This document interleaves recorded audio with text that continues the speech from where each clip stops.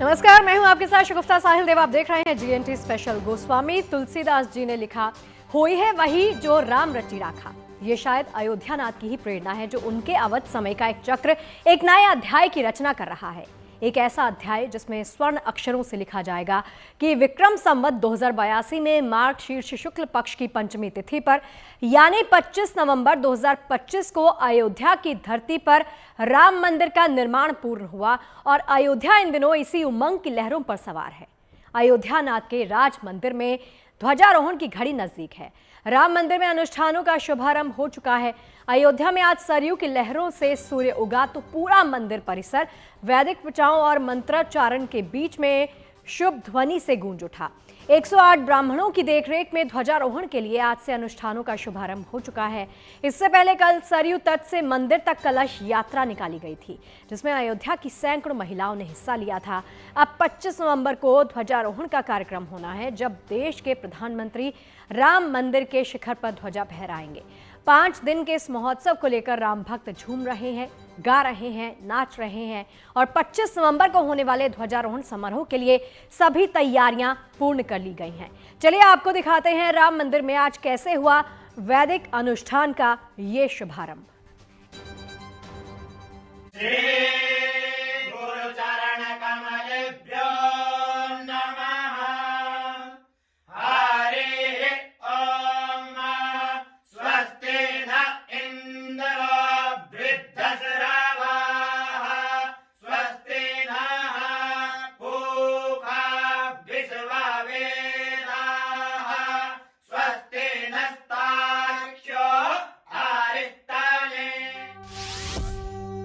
जनक सुता समेत रघुराई, पेखि प्रहर्षे मुनि समुदायी। वेद मंत्र तब द्विजन उचारे, नभ सुर मुनि जय जयति पुकारे। यानी मां जानकी समेत रघुनाथ जी को देखकर मुनियों का समुदाय बेहद हर्षित हुआ। ब्राह्मणों ने वेद मंत्रों का उच्चारण किया।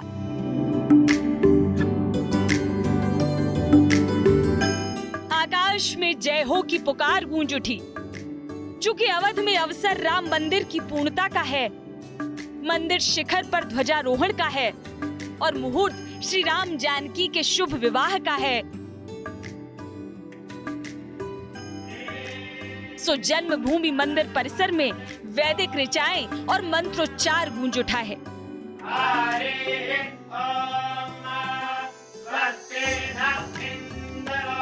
श्री राम मंदिर परिसर में ध्वजारोहण के लिए वैदिक अनुष्ठानों का श्री गणेश हो गया है।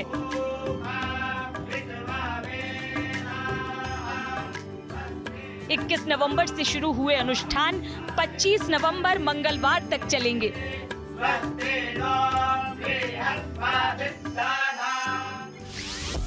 अनुष्ठानों की शुरुआत गणपति पूजन और चतुर्वेद पारायण के साथ हुई। इसके बाद अग्निदेव की स्थापना और नवग्रह पूजन की बारी है। ध्वजारोहण के 5 दिनों के अनुष्ठानों में पूरे देश के 108 वैदिक आचार्य भाग ले रहे हैं। काशी से आए पंडितों और आचार्यों के अलावा अयोध्या और दक्षिण भारत के भी विद्वान इस अनुष्ठान में शामिल हैं। तीर्थ क्षेत्र ट्रस्ट के अनुसार 23 से 25 नवंबर तक 3 दिनों तक विशेष सांस्कृतिक कार्यक्रम भी होंगे। समस्त अनुष्ठानों के अंत में 25 नवंबर की तारीख को विवाह पंचमी के पावन अवसर पर प्रधानमंत्री नरेंद्र मोदी मंदिर के शिखर पर ध्वजारोहण करेंगे।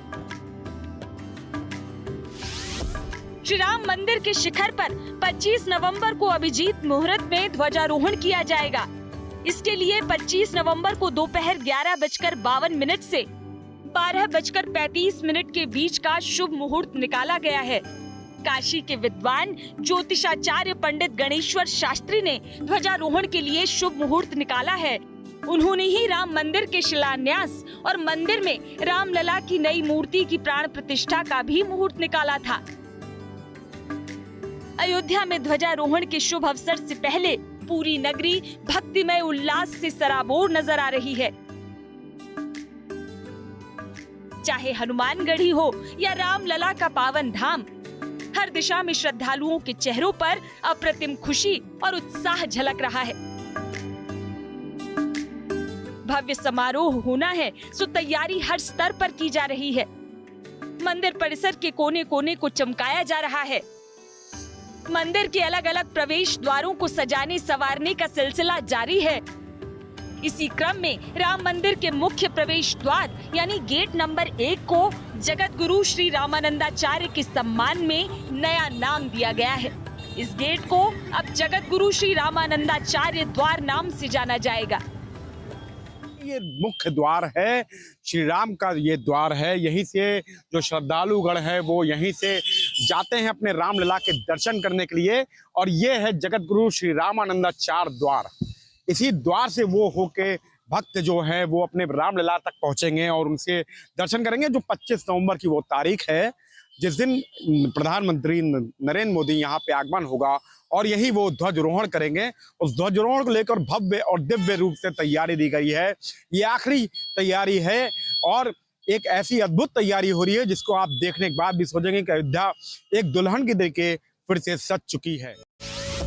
बता दें कि श्री जगत गुरु रामानंदाचार्य 14वीं सदी के एक महान संत थे जो रामानंदी संप्रदाय के संस्थापक थे। उन्होंने श्री राम और माता सीता की भक्ति को लोकप्रिय बनाया और समाज के सभी वर्गों को एकता के सूत्र में पिरोने का प्रयास किया।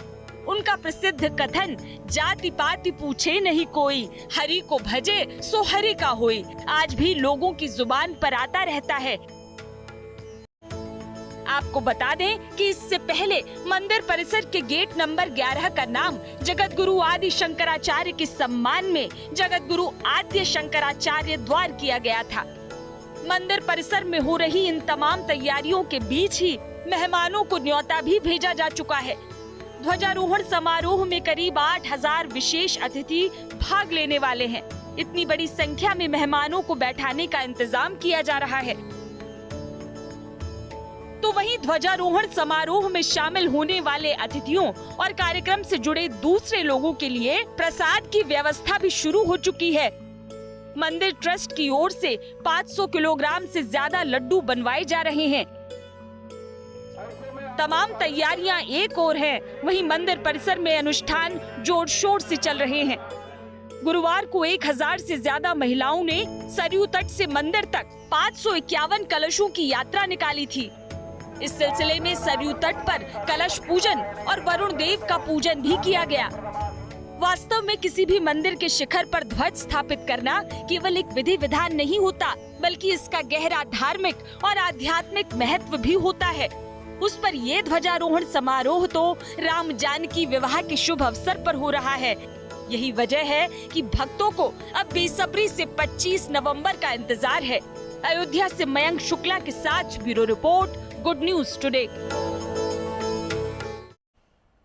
और देखिए तैयारियों का ये रंग अयोध्या से जनकपुर तक दिखाई दे रहा है। अयोध्या से लेकर जनकपुर धाम तक सियाराम की जय जयकार है। नेपाल के जनकपुर धाम में सियाराम के विवाह की तैयारियां शुरू हो गई हैं। तमाम रस्मों को भक्त पूरी आस्था के साथ निभा रहे हैं। 25 नवंबर को विवाह पंचमी पर सियाराम विवाह का आयोजन है। सो श्री राम के ससुराल में सियाराम विवाह का शानदार उत्सव शुरू हो गया है। महिलाएं मंगल गीत गा रही हैं, सियाराम के मिलन का उत्सव मना रही हैं।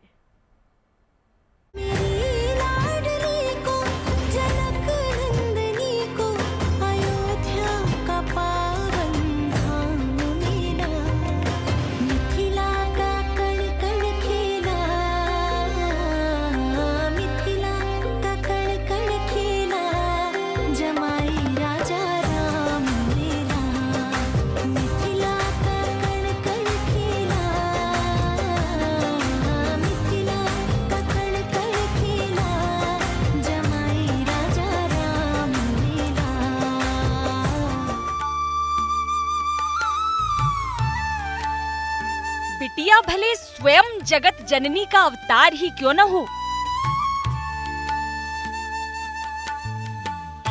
लेकिन घर की बेटी की शादी फिर भी बेटी की शादी होती है।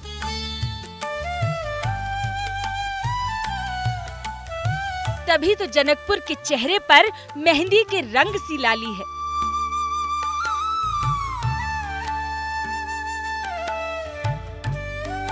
चौक चौबारे, मंदिर द्वारे नई दुल्हन से सजे हैं।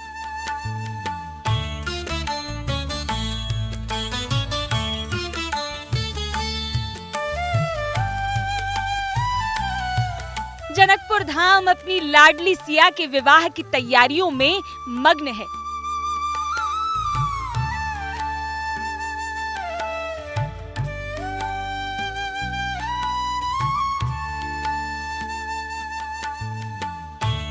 धूमधाम से उत्सव मनाया जा रहा है।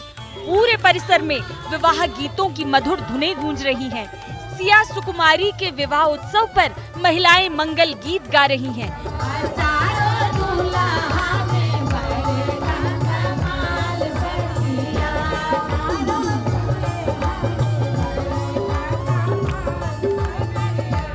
माहौल में हर तरफ खुशियां ही खुशियां हैं।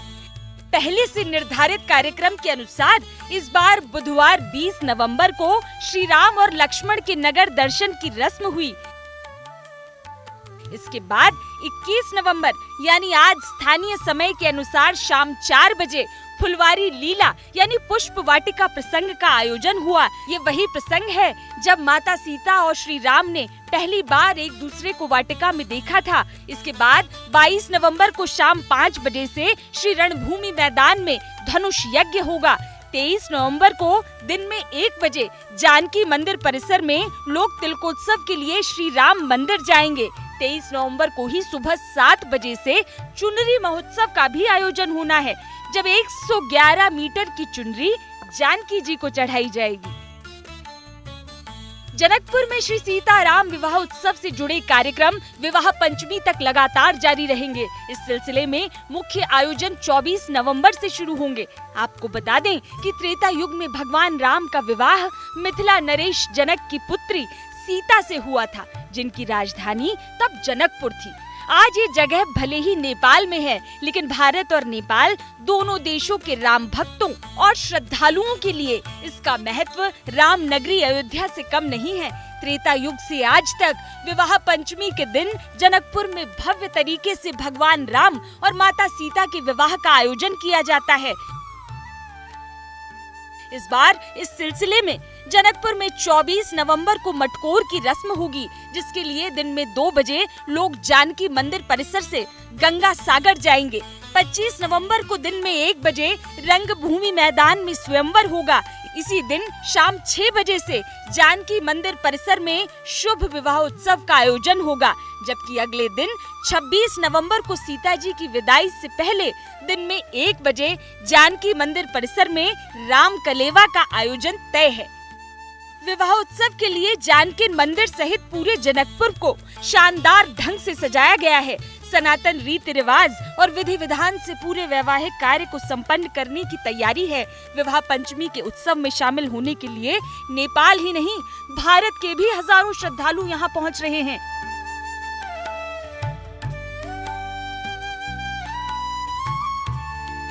वहीं यहाँ से कई लोग विवाह पंचमी पर विशेष मेहमान बनकर मां जानकी के ससुराल अवधपुरी भी जाने वाले हैं। वहां विवाह उत्सव के दिन श्री राम मंदिर में ध्वजारोहण का भव्य समारोह होने जा रहा है, तो जनकपुर से अयोध्या तक उत्सव का दिव्य माहौल है, जिसका साक्षी बनने के लिए पूरी दुनिया तैयार है। जनकपुर से गणेश शंकर के साथ bureau report, good news today. देखिए, जनकपुर में जश्न जोरदार है तो अयोध्या में भी तैयारी पूरी है। मंदिर तो मंदिर, अवध की सड़कों पर भी उत्सव जैसा रंग छाया है। अयोध्या के स्थानीय कलाकारों ने रामायण थीम की पेंटिंग से अवध की दीवारों को सजा दिया है। स्थानीय कलाकार दीवारों पर मांडना पेंटिंग्स और रामायण थीम्ड म्यूरल्स बना रहे हैं। रंगों में भावनाएं हैं, ब्रश स्ट्रोक्स में आस्था और डिजाइन्स में परंपरा की झलक है। ध्वजारोहण कार्यक्रम से पहले यहाँ की गलियाँ, दीवारें, चौक चौराहे सब एक जीवंत कैनवस बन चुके हैं। शहर के कलाकार, छात्र और परंपरागत चित्रकार सब अपने ब्रश से आस्था की कहानी रचने में लगे हैं। यहाँ बन रही पेंटिंग्स में अवध की समृद्ध परंपरा की झलक है। राम विवाह शोभा यात्रा के लिए हाथ से पेंटेड पैनल्स में राम वनगमन, अयोध्या वापसी और राम राज्य की झलक दिखाई दे रही है। ध्वजारोहण में आने वाले मेहमानों के स्वागत में अयोध्या का ये रंग बिरंगा स्वरूप तैयार हो रहा है। देखिए, राम मंदिर के ध्वजारोहण समारोह में अब बस 3 दिन का वक्त बाकी है। उसी दिन सियाराम के विवाह का उत्सव भी होना है। सो अवध समेत पूरे देश का माहौल राममय हो चला है। जीएनटी पर भी हम आपको लगातार दिल को छू लेने वाली राम धुन सुना रहे हैं।